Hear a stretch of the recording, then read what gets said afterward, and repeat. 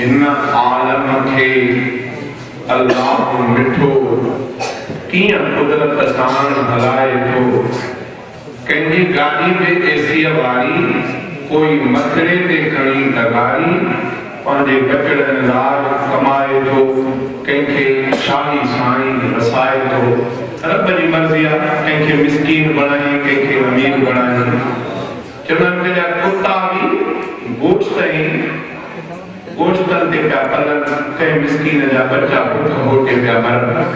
कंहिं घर में ख़ुशीअ जा गीत, कंहिं घर में रोज़गारो, कंहिं जाइ जी ज़मीन ज़रख़ेज़, कंहिं जाइ ते कारो कलर, कंहिं जाइ ते पाणी मिठो, कंहिं जाइ ते पाणी खारो। कंहिंजे घर में माण्हू थकिजी था पवनि, परेशान था थी पवनि, औलाद ते औलाद, कंहिंजो घर औलाद खां ख़ाली, न पुट न धीउ। कंहिं जाइ ते इल्म, कंहिं जाइ ते जहल। बहरहाल शेर जी शुरूआत ई तवज्जो हूंदो, ॻाल्हि सम्झ में ईंदी। हिन आलम खे अल्लाह मिठो कीअं कुदरत सां हलाए थो।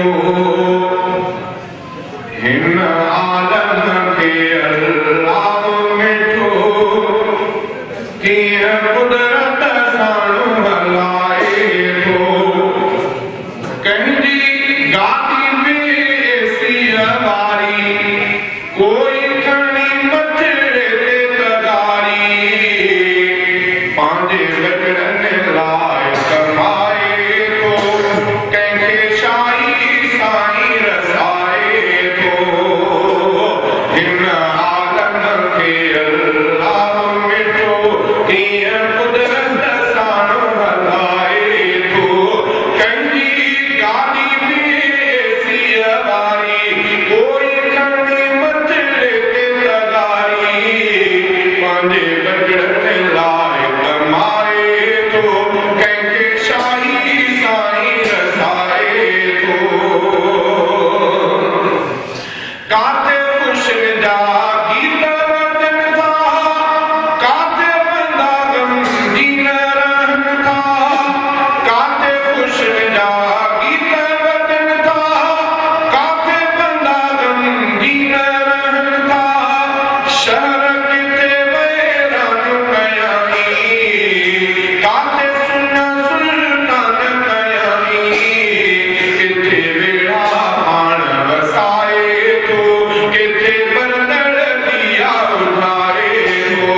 किथे वेड़ा पाण वसाए थो, किथे बरदड़ दिया उठाए थो। हिन आलम खे अल्लाह मिठो कीअं कुदरत सां हलाए थो। कंहिंजी गाॾी में एसीअ वारी कोई खणी मथड़े ते तगारी पंहिंजे बचड़नि लाइ कमाए थो, कंहिंखे शाही साईं रसाए थो। कंहिंखे नवाज़ो इल्म सां मौला, कोई पढ़ियो बेइल्म सफ़ाया। कंहिंखे नवाज़ो इल्म सां मौला, कोई पढ़ियो बेइल्म सफ़ाया।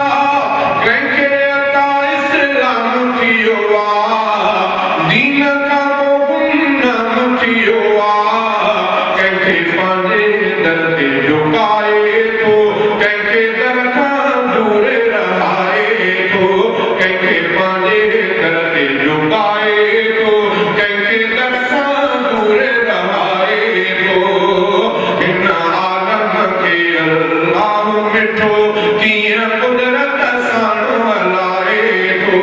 कंहिंजी गाॾी में एसीअ वारी कोई खणी मथड़े ते तगारी पंहिंजे बचड़नि लाइ कमाए थो, कंहिंखे शाही साईं रसाए थो।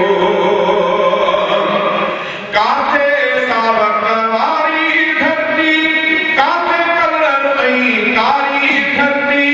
काथे सावक वारी धरती, काथे कलर ऐं कारी धरती। काथे पाणी खारो सारो, काथे मिठो ऐं लज़त वारो।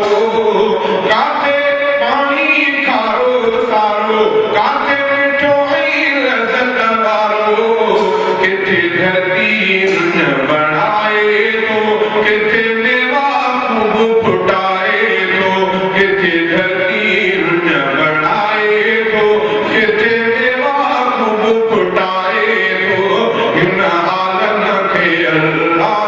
ॾिठो कीअं कुदरत